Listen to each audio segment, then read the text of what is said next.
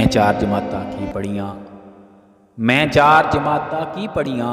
मैं फतवे लावां हर एक ते, कदी बेअमलां ते कदी बेअकलां ते, कदी शायरी ते कदी गावन ते, कदी हसन ते कदी रोवन ते,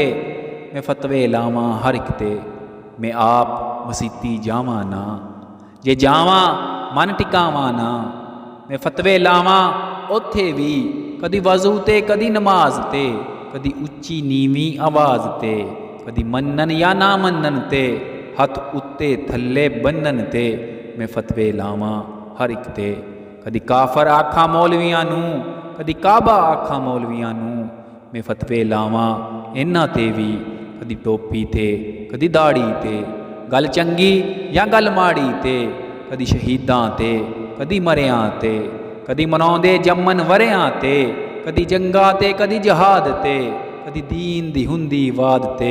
मैं फतवे लावां हर एक ते। कदी रस्म आखां दीन नूं, कदी दीन आखां रस्मां नूं, मैं रब कुरआन नूं मन लिया पर मन्निया चक्कन कसमां नूं, कदी ईदां ते शबरातां ते, कदी जागन वालियां रातां ते, कदी ज़ेरां ते कदी ज़बरां ते, कदी मज़ारां ते कदी कबरां ते, मैं फतवे लावां हर एक ते। मैं सुन्नी वहाबी हनफी होया, मैं मालकी शाफी हंबली होया,